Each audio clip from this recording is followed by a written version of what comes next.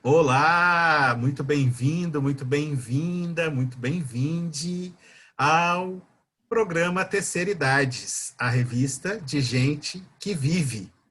E hoje nós temos a segunda edição do programa Envelhecimento, HIV e AIDS. Como nós poderíamos imaginar possível falar sobre envelhecer com HIV e AIDS, né, até alguns anos atrás? Então, um privilégio muito grande estar aqui novamente com vocês, nesse segundo episódio desta série, com os nossos convidados, o Paulo Wesley e o William. Se vocês quiserem se apresentar, fiquem à vontade, meninos. Olá, pessoas! É um prazer novamente estarmos aqui debatendo uma questão tão importante, tão urgente, eu diria, né? Eu sou William Pérez, sou professor aposentado, né, do curso de Psicologia da Unesp de Assis e atualmente professor convidado do programa de pós-graduação em Psicologia.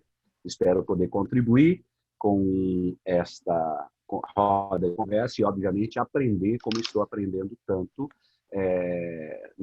nesse nosso bate-papo, como foi a primeira edição. Quem não viu, eu recomendo que assista, porque está valendo muito a pena. Olá a todos e todas, meu nome é Paulo, eu sou membro da ALIA, sou educador social, trabalho com saúde sexual reprodutiva, já desenvolvi vários projetos juntamente com a instituição para o público jovem, da terceira idade, e a gente está aqui nessa segunda rodada para dar continuidade ao nosso programa, que é muito importante, né? Entender e compreender a melhor idade é um desafio, acho que para todos, né? E para as pessoas que vivem com HIV também, e AIDS também é um desafio constante, e é disso que a gente vai estar falando mais um bocadinho.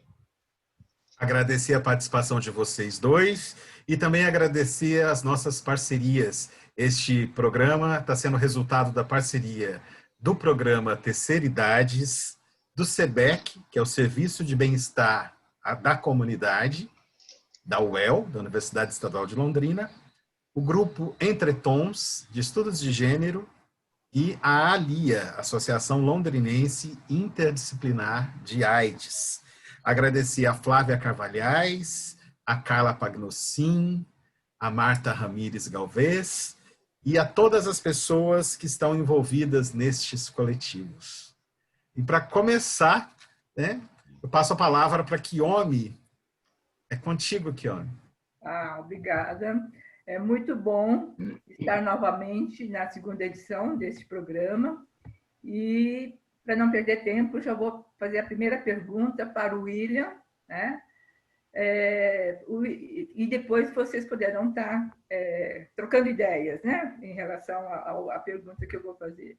Qual o impacto que uma pessoa tem ao se saber portadora do vírus HIV? E o que mudou após a utilização dos coquetéis? Olha, eu acho que o Paulo ele teria mais dados atuais para falar, mas eu te diria o seguinte: o impacto é assustador, né?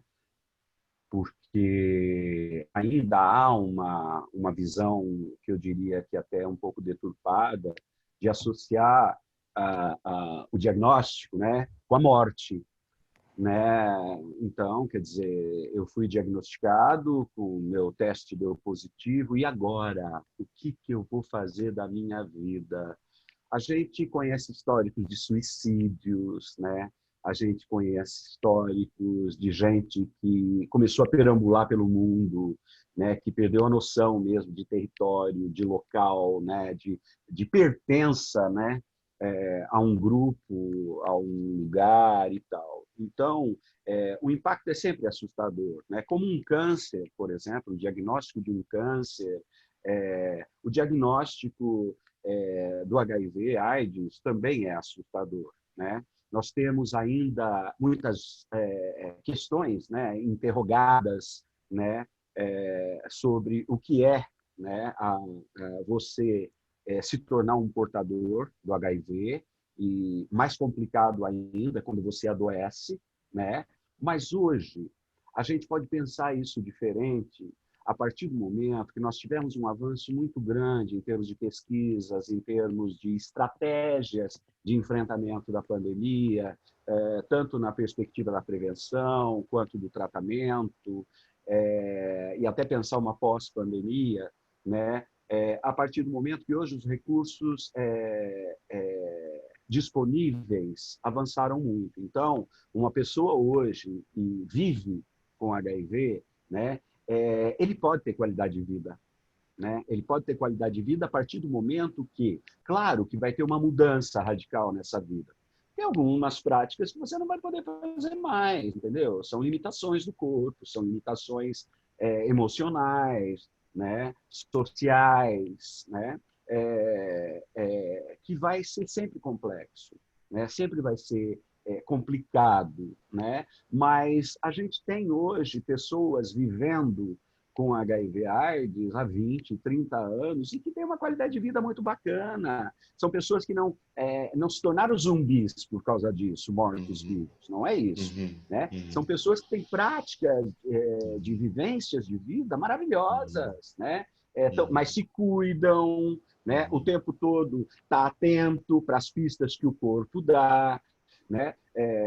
Então, eu acho que nós tivemos um avanço muito grande em termos de produção de conhecimento, né? Em termos de um conjunto, né, de procedimentos e de cuidados, autocuidado, né, e cuidado com o outro, que é muito legal. O Paulo falou de uma coisa que no início da pandemia foi muito forte e que eu acho que valeria isso, que é a ideia de solidariedade, né? O fato de uma pessoa, eu sempre penso assim, o fato de uma pessoa ter sido infectada, né, é privilégio nenhum dela, né? É risco coletivo, né? Todos nós podemos. Se uma pessoa foi infectada, poderia ter sido eu, naquele momento, naquelas condições, naquele contexto, né? Aconteceu com ela, mas poderia ter acontecido comigo, né? Quando eu dava aula na graduação, eu brincava com as pessoas que a história teve uma época que o avião da TAM caía, começou a cair avião da TAM em tudo quanto é lugar, né? E tal. E eu tinha um aluno, não sei se vocês lembram, o avião da TAM caiu num shopping em Osasco, né? Alguns anos atrás, e eu tinha um aluno que perdeu os pais naquele episódio. E ele estava vivo porque ele se atrasou para ir fazer o lanche com a família. Olha que coisa maluca, gente. É fruto do acaso. É fruto do acaso. Então, quer dizer, uma pessoa que não tem informação a respeito de cuidados se torna muito mais complicado, né? Porque é movido pela ignorância. A pessoa não tem acesso à informação ou, muitas vezes, ela não tinha uma disposição dela para suportar aquela informação, né? Que nós estamos falando de questões que são moralizadas, né? Questões que são higienistas, né? E isso tudo causa um problema maior do que ele deveria ser, né? Então, eu acho que nós avançamos muito, né? Graças aos deuses, graças às forças que nos imperam e que nos compõem, né? E que favorece. Eu diria que nós somos privilegiados a partir do momento que nós temos acesso à informação, né? Infelizmente, no nosso país, a informação não chega para todo mundo, principalmente o cinturão periférico das cidades, né? Onde a pobreza é mais acentuada, onde o racismo é mais acentuado, né? Se você pensar desde violência contra a mulher até violência contra crianças e adolescentes, né? Em situações de vulnerabilidades. Então, eu acho que resgatar esse sentimento de solidariedade, ele está mais do que atrasado, já passou da hora. Embora algumas coisas a gente tem percebido nessa atual pandemia do Covid, né? A história da ajuda mútua, né? Da solidariedade, a gente está vendo isso. Mas eu espero que isso não acabe com a amenização da pandemia, como aconteceu um pouco com a amenização da pandemia do HIV/AIDS, né? Como se a gente não precisasse mais falar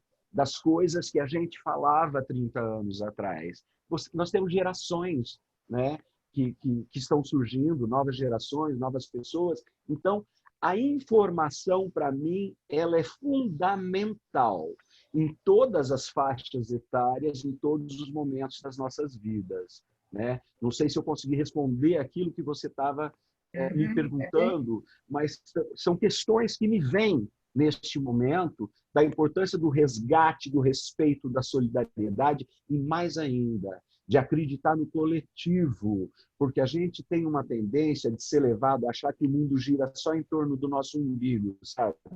É uma cultura do narcisismo, né? Então, este no mundo. E, de vez em quando, alguns que estão no entorno da gente. Né? Há uma tendência muito grave em nós mesmos que tem a ver com a constituição de como a gente se tornou sujeitos ou sujeitas, né? De como nós fomos formados e constituídos como pessoa.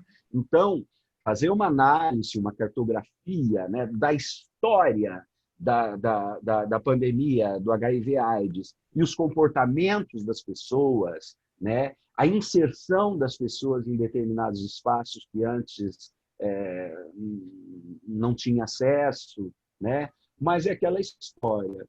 A esperança ela tem que sempre sobreviver, né? Porque senão a gente se mata, né? A gente tem que acreditar que um mundo melhor é possível e ele não pode estar muito longe de se tornar realidade. Com certeza. Sim. Obrigada, William. Pode seguir, Paulo. E eu diria também que o envelhecer com HIV ele é tão complexo quanto envelhecer com diabetes, com qualquer outra doença crônica. O maior diferencial que mata é o estigma. O estigma mata. Ele mata mais do que a doença. Então, assim, envelhecer com HIV, com AIDS, eu diria que é tudo bem, dá para envelhecer, sim.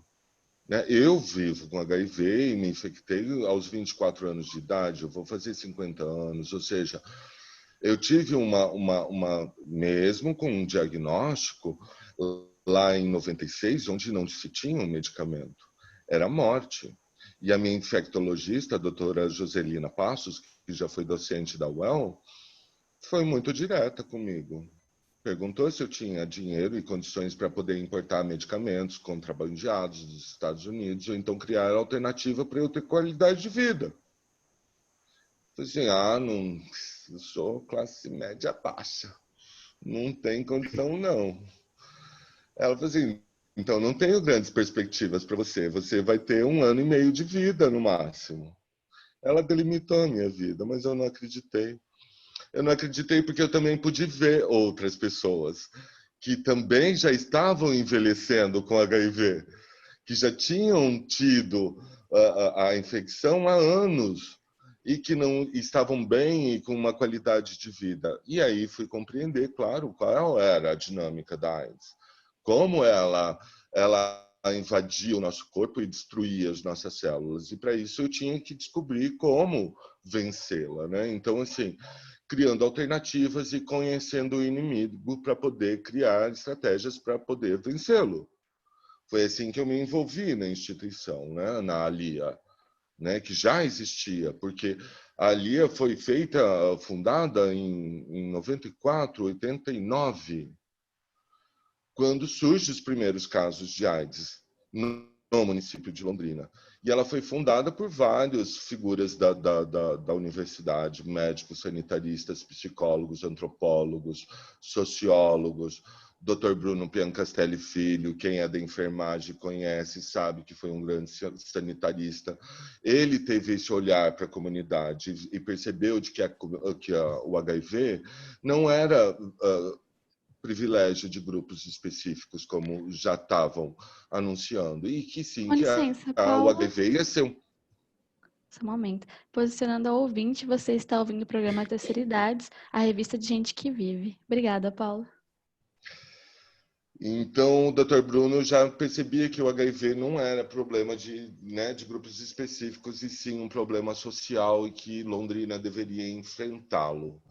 Então, ele ajuda a formar o centro de referência e fundar a Associação Londrinense Interdisciplinar de AIDS, junto com um grande movimento nacional de fundações, de ONGs, de ONGs, para dar suporte à epidemia, porque a gente estava percebendo que a epidemia não ia ser estancada tão facilmente. Inclusive, a promessa era de 1 milhão de pessoas infectadas até o ano 2000. Isso eu tenho cartaz do próprio Ministério da Saúde falando isso. E nós estamos aqui em 2020 com 900 e poucos, 860 mil. Mas vai chegar a quase 920 nesse ano aqui. Ou seja, não chegamos a 1 milhão. E isso se deve pelo trabalho das ONGs, incontestavelmente. Das ONGs AIDS e das ONGs gays, né? Então, envelhecer é possível. O que eu acho que não é possível é adquirir HIV na terceira idade. Aí a batata cozinha demais. Porque já tem uma série de problemas, né? Que já podem ter doenças crônicas estabelecidas e já quantidade de medicamentos para serem ingeridos e tudo mais. E aí entra mais o HIV para ser monitorado com uma série de exames e também de medicamentos causando efeitos colaterais. Então esse é o problema, sabe? Agregar isso à terceira idade, né? O que já um corpo desgastado e tudo mais. Então, assim, e aí, de novo, a morte social. Né? Será que para um jovem já é difícil lidar com a morte social? Porque é inevitável, a AIDS ainda é sinônimo de morte. Por mais que a gente saiba, e estamos vendo aqui, que não. Né? É possível viver, lidar com a vida muito bem, ter vida sexual saudável, reprodutível, inclusive. Né? Quando se zera essa carga viral, é possível ter filhos, né? Seja com casais positivos ou soro-discordantes. Né? Soro-discordante é quando uma das pessoas não é positiva no casal. Né? Então, as possibilidades estão aí.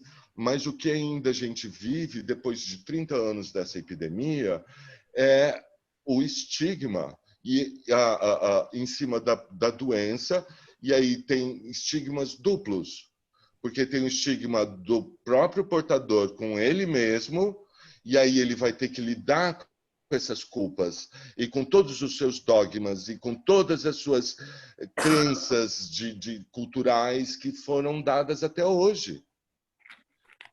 E aí tem alguém da família falando assim, você é um pervertido. Quem mandou você se enfiar no meio da safadagem? Né? Então, veja o estigma aí sendo dado, né? E sendo criado. Às vezes, um viúvo foi procurar alguma diversão, alguma coisa, entendeu?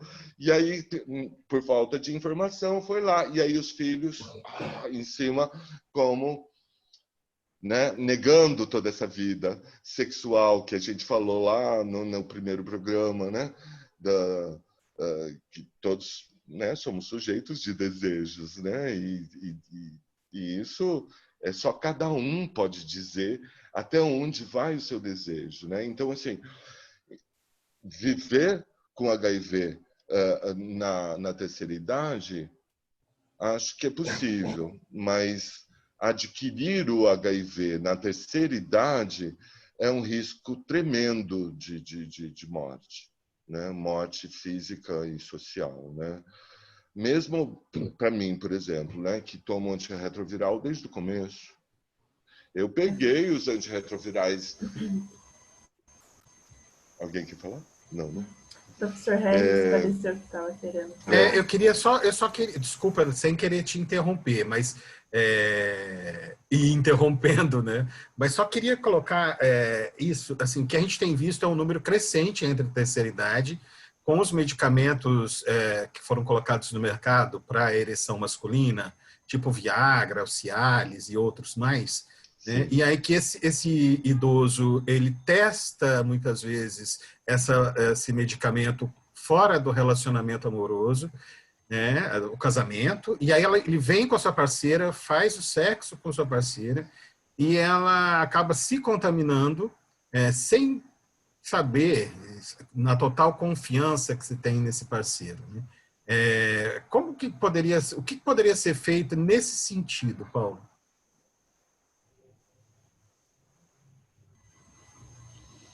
Querido, são perguntas que a gente tenta responder há anos também, porque são de extrema subjetividade.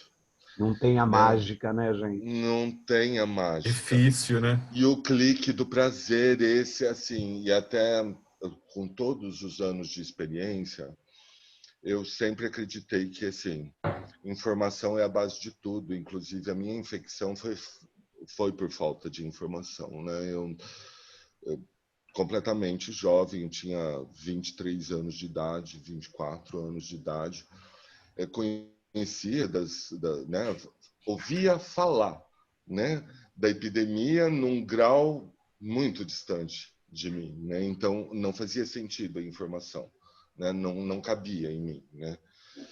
Mais adiante percebi que parte dela sim poderia caber, mas enfim, negligência, né? Negligência do Estado em não propiciar informações claras.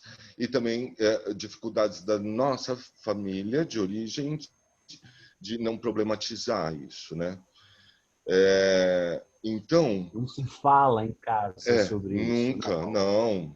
E na nossa época, a gente, tinha acesso à pornografia de um modo muito mais, não diria que saudável, mas um modo um pouco menos agressivo do que nós temos hoje. O acesso à pornografia hoje é muito grande. Os jovens estão se orientando sexualmente através dos filmes pornográficos. E isso é um desastre que está acontecendo, né? Mas o envelhecer tomando os medicamentos, eu tenho sequelas, tenho problemas, eu tenho perda de massa óssea, tenho perda de gordura. Tudo isso são agravantes para a minha velhice. Eu poderia ter muito mais qualidade de vida, né? Se eu não tivesse infectado, né? Então, é uma situação que é muito complexa para se responder, viu? A gente procura isso até hoje, inclusive. Sim. Eu só queria acrescentar uma coisa, Paulo.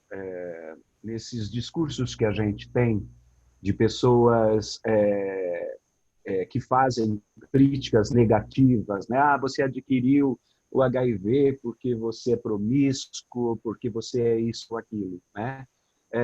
Uma certa época, um certo período da minha vida, eu fiz consultório, né? Eu era psicólogo clínico e eu atendi algumas mulheres na época, eu lembro, que tiveram só um homem na vida delas, sabe? E que acabou se infectando por causa do marido ter levado para dentro de casa o vírus, né? E aí, essas pessoas que fazem essas críticas da devassidão, né, da promiscuidade, vai falar isso para uma mulher, e não é uma, hein?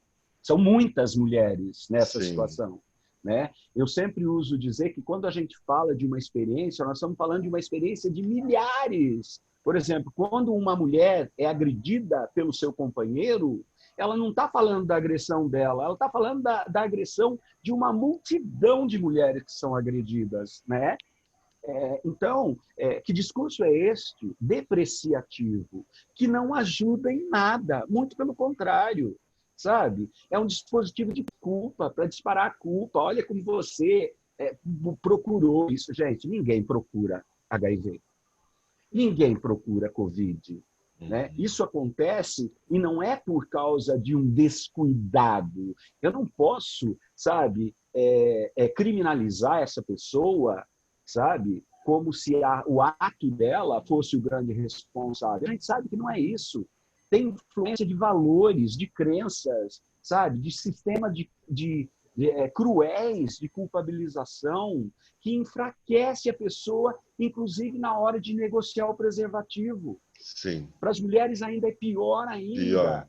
Né? Ou a história, a mulher que tem a camisinha na bolsa, poxa, isto é um grito de liberdade, e o próprio cara chamá-la de vagabunda porque ela está tendo cuidado com a vida dele. Mais do que com a vida dela, com a vida dele. Entende? Né? Então, existem aí situações, né, contextos apavorantes, mesmo a gente estando no século XXI. Né? E aí a questão, né, gente, por que não avançamos? Que forças são essas de captura, de aprisionamento, que ainda hoje impede as pessoas de ter um olhar crítico sobre isso e de forma ampliada, né? O problema não é meu, o problema é coletivo, sabe? Porque eu não tenho um sistema educacional bacana que funcione, que leve as informações que devem fazer, eu não tenho um Estado promovendo políticas públicas que funcionam. Porque tem um monte de política pública aí que não funciona. Sabe? Aliás, as pessoas nem sabem desse direito, nem sabem como acessar esse direito. Então, olha só como é complexa a coisa, gente. Né? Uma pessoa que se infecta pelo HIV ou pelo Covid, ela traz para a discussão o território de uma forma muito ampliada, são muitos fatores, não dá para você pensar uma causa específica, né? Porque isso está associado a um monte de inibições, de proibições, né? De interdições, que inclusive enfraquece a gente, né? De pensar de forma ampliada e, mais ainda, de desejar grande, sabe?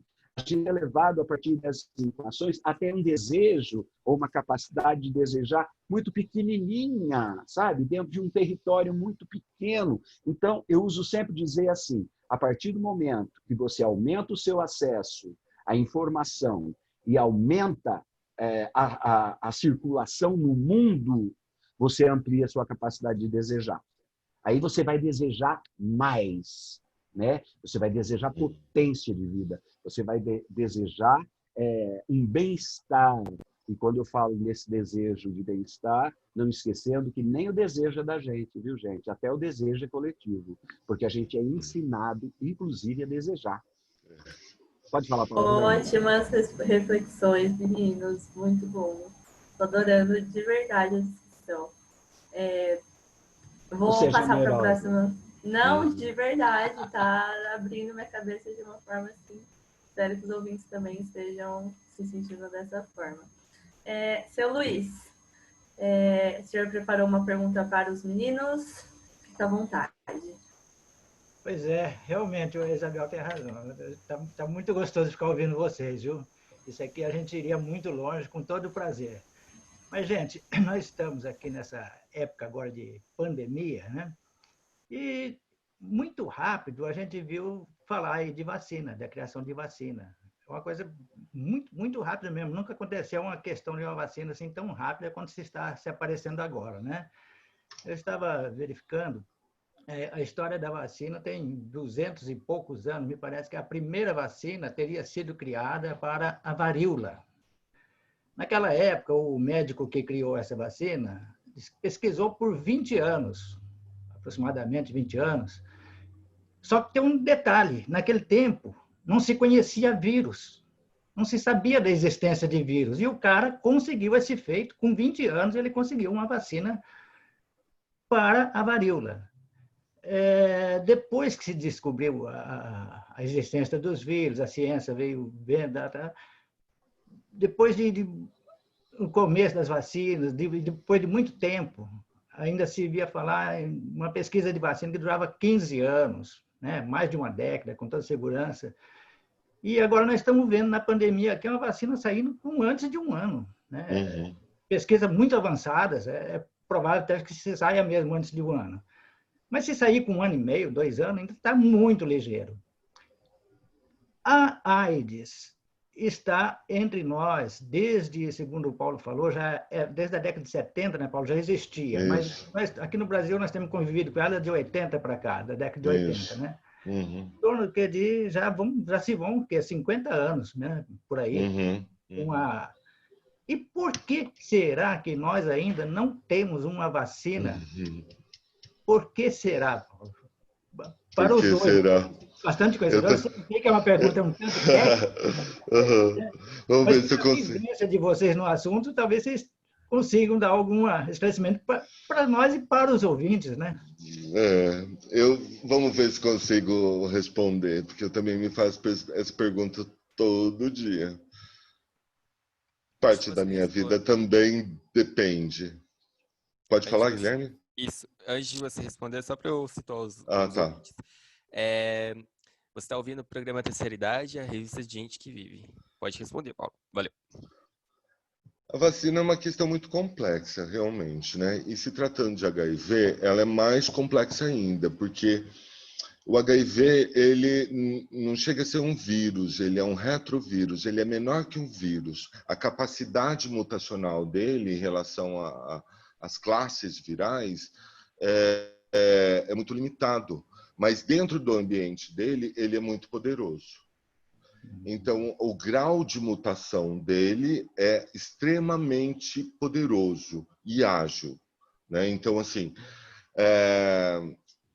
mesmo utilizando os medicamentos, por exemplo, aí depois eu volto na vacina, se a pessoa para de tomar o medicamento por qualquer motivo, o vírus já começa a ser ativado de novo na corrente sanguínea dessa pessoa, né? E aí, dependendo dessa reativação, ele volta resistente a este medicamento,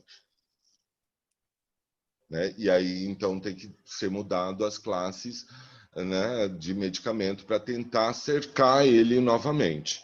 Então, para o senhor ter uma ideia de como ele é ligeiro mesmo, né? E inteligente, porque ele quer burlar o medicamento, ele quer se replicar para poder destruir as células de defesa do nosso corpo, que é as células que protegem o nosso corpo das doenças. O objetivo dele é esse, destruir todas essas células, a pessoa fica sem defesa nenhuma, e aí as doenças começam a surgir. Essas são chamadas doenças oportunistas, né? Aí a pessoa começa a desenvolver AIDS, devido à sua baixa imunidade e devido à junção dessas doenças. Pode começar a surgir vários tipos de infecção. 10, 12 tipos de infecções ao mesmo tempo. Então, para você entender de que como ele é danado esse tal desse vírus. A outra coisa, aí vamos para o lado comercial. Existe, claro, um grande interesse laboratorial em fabricar medicamentos. Porque se a gente tiver uma cura, vamos deixar de fabricar muito medicamento. Então, parte da negociação que a gente entende é isso. Vamos continuar fornecendo medicamento? A outra é a intenção de se buscar uma vacina. Como o HIV está ligado a minorias, vamos dizer, né? Não há interesse. Como o HIV tem uma prevalência maior em países subdesenvolvidos, não há um interesse em querer agilizar esses processos. Porque, quem está se infectando, vamos colocar comprimido e vamos tratar essas pessoas. E outra é o próprio interesse dos laboratórios. O que a gente acaba percebendo que os investimentos em cima da produção de uma vacina são muito pequenos. Mas temos boas promessas para daqui a 3 anos, no máximo 5 anos, a gente ter uma vacina para o HIV. Não só para infecção, mas também de bloqueação viral e eliminação desse vírus para a doença, né? Então, assim, já existem alguns casos de cura pelo mundo, né? Através de procedimentos de transfusão de medula, purificação de sangue, enfim, tem vários outros procedimentos em pesquisa. Mas o que vem dando resultado aí são algumas combinações de fármacos mesmo, né? Por exemplo, hoje um portador, uma pessoa que começa a fazer o tratamento, e espero que no Brasil seja disponibilizado no máximo o ano que vem, porque nos outros países já está disponibilizado, é um medicamento injetável que o indivíduo toma a cada 6 ou 3 meses. Né? Então, isso também é uma diminuição da ingestão de comprimido, porque esse é um dificultador para o tratamento de AIDS ou de HIV, manutenção, né, de carga viral suprimida, porque ingerir medicamento não é uma coisa fácil. Né? Todo mundo aqui sabe que tomar remédio não é bacana, né? O médico chama da receita lá para a gente uma cartela com 30 e tem que tomar a cada tananã. A gente, quando tiver melhor, já para de tomar. Às vezes nem segue o tratamento inteiro, né? E isso é muito da gente, né? Do ser humano, né? Dessa coisa da medicação. E em relação ao HIV também, né? Então, assim, e o outro problema de viver na terceira idade é a própria ingestão do medicamento, como eu disse, né? Quando você agrega outras coisas, né? Para jovens já não é fácil, eu já tinha dito, né? E é um dos motivos de suicídios entre jovens, por exemplo. A sua não aceitação enquanto portador de HIV, ele não podendo contar isso para a família dele, porque está cheia dos preconceitos e dos valores e tudo mais. Né? Imagine para um jovem gay ou uma trans, enfim, se for trans é mais complicado ainda, né? Se é um jovem gay que ainda está dentro do armário, né? E ele não falou isso para a família dele, e ainda tem o peso do HIV, imagina a dor desse jovem, a dor desse adolescente, porque ele não pode compartilhar isso com a família dele. E aí, como que ele faz adesão ao medicamento? Ele não toma. Ou ele vai ter que arrumar estratégias, tirar o rótulo do medicamento, trocar o medicamento de vidro para um de vitamina, por exemplo. Ele vai ter que criar uma estratégia, senão ele não toma. E se ele não tomar, vai ter AIDS, e aí vai morrer. Muitos se suicidam, né? Então, assim, a cura é muito difícil. A gente ainda não tem, e as pessoas não estão muito ligadas nisso. Deixa eu só complementar com uma coisinha. Existe, não sei se vocês sabem, mas a indústria farmacêutica é a segunda indústria que mais ganha dinheiro no mundo. Ela só perde para a indústria bélica, né? A produção de armamento, né? E tem um autor espanhol chamado Paul Preciado, que ele chama a nossa sociedade farmacopornográfica. Né? Por que isso?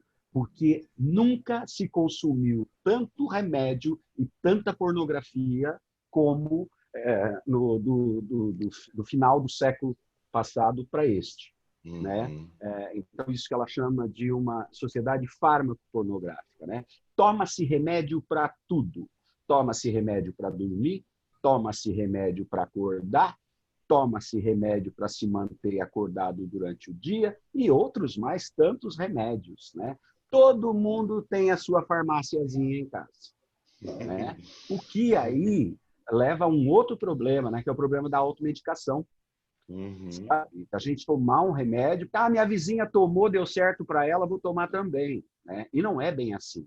Cada corpo funciona de um jeito, cada corpo tem uma história de funcionamento e de aquisição, né, de elementos que nos mantêm vivos. Né? Então, eu só queria lembrar isso. A indústria farmacêutica, ela é a segunda que mais ganha dinheiro no mundo. Gente, abrir farmácia é 400% de lucro. Você sabe o que é isso? Um remédio que você paga R$1, você vai vender por 4 ou 5. Então, é muito dinheiro. É uma boa, viu, abrir farmácia, viu? Ganha-se muito dinheiro. A gente percebe aqui pela cidade que tem um lugar somente que fica aberto 24 horas por Então, mas dia, que é de entretenimento e alimentação, mas as farmácias na principal avenida da cidade, elas tomaram conta e elas estão 24 horas, várias 24 horas. Então, são verdadeiros shopping centers, assim, aqui na cidade de Londrina, e outras cidades também grandes, né? É isso, as farmácias tomaram conta dessa medicamentalização da vida, né? Que a gente, para tudo, tem um remedinho. E aí, dá-lhe remédio. Luiz, queria fazer mais uma pergunta, querido? Só para eu complementar aqui a coisa da farmácia, Luiz, aí depois o senhor complementa. Tá. Tinha perguntado aqui do valor, né, do medicamento, né? Quando eu falei 2.500, era só para PrEP, um medicamento utilizado para inibir a infecção. Mas os tratamentos para AIDS ou para manutenção de HIV, ele tem o preço mínimo de R$850 e no máximo do coquetel de R$5.000 a R$6.000 por mês para tratar, né? Então é bastante elevado o custo. Mas eles são distribuídos na rede pública de saúde, né, Paulo? São sim, são todos fornecidos na rede pública. Então, mas é só no Brasil, né, Paulo? Só no Brasil. Eu tinha planejado inserir essa pergunta no meio, depois eu achei que não seria tão interessante, né, Paulo? Mas foi legal que você falou, uma coisa que eu evitei perguntar, sobre essa fase econômica aí dos laboratórios, né? Essa questão econômica. E eu estava conversando com um amigo meu que é funcionário de laboratório, ele estava me contando coisas assim, essa pandemia... É desumano. Foi um porre para eles e não teve que dispensar empregado de jeito nenhum. Os funcionários de laboratório ficaram numa boa, tranquilo, né? Mas aí o Paulo já estava comentando um assunto que acho que já entraria na questão da próxima pergunta da colega nossa. Acho que nós poderíamos até passar para ela, então, né? Claro. Antes de passar para ela, Sr. Luiz, obrigado, eu quero... Esse é meu cachorro, Tom Zé, participação especial. Eu quero fazer uma propaganda, né, para quem estiver nos acompanhando. Esse livro está sendo lançado agora, nesse mês, chamado O Corpo Recusado, é do Luiz Cecílio.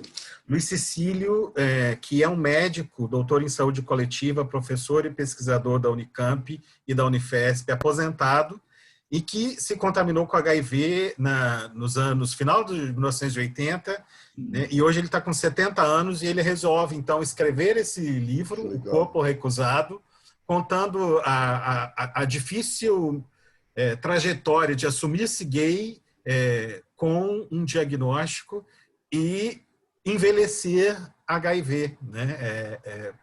Muito bom, está indicado, quem quiser, a editora é UCITEC, acabou de ser lançado. E eu passo a palavra, então, para a nossa amiga Kiyomi, que vai perguntar um pouco as questões de sigilo, preconceito, respeito. Com você, Kiyomi. O seu microfone está desligado, querida. Precisa dar uma ajustada. Na verdade, as questões que a gente estava querendo pontuar, a maioria deles já foi contemplado, que é a questão da solidariedade, a questão do preconceito, mas eu gostaria de ouvir um pouquinho a respeito, porque eu sei que a ALIA e outras organizações que trabalham, né, em função da questão da valorização, da questão da humanização, existe alguma publicação em relação aos direitos da pessoa idosa, da pessoa portadora do vírus HIV? Sim, existe uma publicação dentro da rede, que é a Rede Nacional de Pessoas Vivendo, RNP, então é a Rede Nacional de Pessoas Vivendo com HIV e AIDS. Existem cartas de intenções criadas na década de 80, onde invocava todas essas questões de respeito, sigilo, respeitabilidade, solidariedade, confidencialidade, uma série de questões éticas para o manejo da epidemia e criando os seus protocolos éticos, né? Então, existe sim essas cartas, elas foram criadas na década de 80 pelas ONGs do Rio de Janeiro e São Paulo, como grupos GAPA, que é uma organização não governamental de São Paulo, os grupos Pela Vida, onde o Herbert Daniel e o Betinho militaram e fundaram. Tem outra ONG que ajudou a criar essa carta, foi o GIVE, que é o Grupo de Incentivo à Vida de São Paulo, ou seja, existem várias organizações não governamentais que lidam com a questão e têm uma resistência até hoje. Até os meados dos anos 2000, 2004, até 2006, a epidemia foi quase toda suportada pelas ONGs. Existia um cabedal de financiamento gigantesco em cima, porque a promessa era de 1 milhão de pessoas até o ano 2000. Então, essas ONGs, a partir do momento que os casos de AIDS foram surgindo pelo Brasil, foi se criando e estabelecendo uma rede solidária de ONGs que trocavam informações entre si referente à epidemia, manejos clínicos, protocolos e tudo mais. E isso foi bastante importante, né? Licença, Paulo. Então nós temos isso, sim.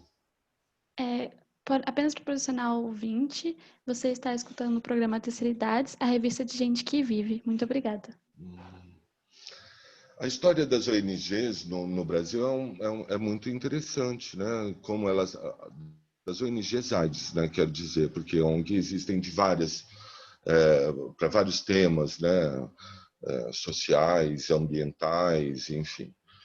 Mas as ONGs AIDS, elas foram de fundamental importância na consolidação, inclusive, de políticas públicas para o SUS. O movimento AIDS é anterior quase à fundação do SUS. Muito que o movimento AIDS conseguiu elaborar enquanto estratégia foi incorporado pelo SUS, né? Então, muito do que o SUS é hoje vem da força das ONGs e do movimento AIDS com suas necessidades. Porque envelhecer com AIDS requer cuidados, requer várias coisas, né? Como envelhecer naturalmente, mas aí a gente está falando de um valor agregado que é uma patologia, né? Então, assim, o movimento AIDS foi se precavendo que necessitaria de vários tipos de suporte mais adiante, né? Então, isso foi muito estimulado, mas aí vieram todas as outras gestões e governos e afundaram tudo. Acabou, não tem mais nada. Infelizmente, né? Tristes tempos. Pode passar para a segunda pergunta. Porque Vamos o vazio lá, é então. esse mesmo, não tem mais nada. Acabaram com o programa de AIDS, a AIDS não está mais vinculada a um programa de fato, vincularam a tuberculose, acabaram com todas as estratégias de informação, de financiamento de projetos. Esse governo atual ele está acabando com tudo. Vamos para a próxima, então. Pergunta da Amanda. Fica à vontade, Amanda. Boa tarde, né? E então, a minha pergunta, ela é mais referente ao relacionar-se quando você é HIV positivo AIDS, porque tem com todo esse estigma, né, que vocês mesmos já falaram que existe, deve ser difícil abrir-se ao seu parceiro, demonstrar que você tem, principalmente se a pessoa não for, né? Então, eu queria saber um pouco mais sobre como é isso dentro de um relacionamento. Vixe, é uma outra questão extremamente complexa, né? Soro discordante, né? A história dos AIDS soro discordantes.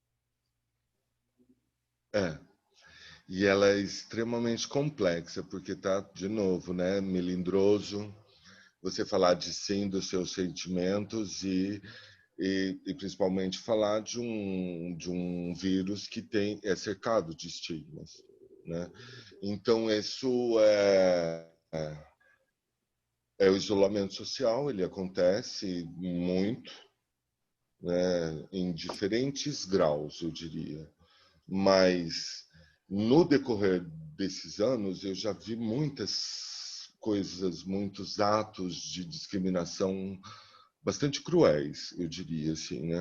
Lá no começo, na década de 80, o nível de informação de infecção era muito baixo, as pessoas acreditavam que poderia ser infectado através de compartilhamento de objetos e de toques, né? Aperto de mão, beijos, essas coisas, né? Então, nas comunidades mais carentes, muitas famílias foram expulsas dessas comunidades. Muitas pessoas, famílias inteiras foram expulsas. Acabavam batendo lá na Lia, a gente tentava ajudar da melhor forma, encaminhava para um abrigo, outro e tal, tudo mais. Então, é essa coisa muito forte, né? E com criança também. Atos de discriminação com criança que eram intoleráveis, por isso também um grande esforço e exercício com as escolas para aceitarem crianças positivas, porque até então nascia criança positiva. Não tinha um medicamento. Tinha lá, depois que se nascia, e posteriormente, quando já tinha um medicamento, era o controle, tinha que tomar em horários que às vezes estava na escola, e aí tinha que contar para o professor, para a professora. Alguns pais ficavam sabendo, né? Então era uma questão extremamente dolorida e delicada, né, expondo a criança, né? Então, a criança até sendo apedrejada, né? Uma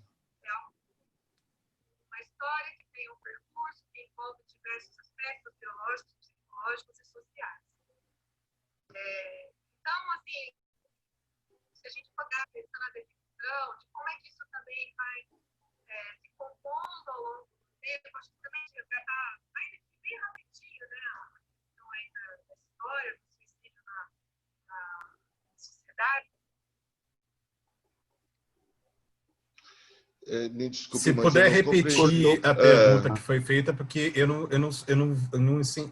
localizei de onde que veio e que pergunta que foi feita. Quem fez a pergunta?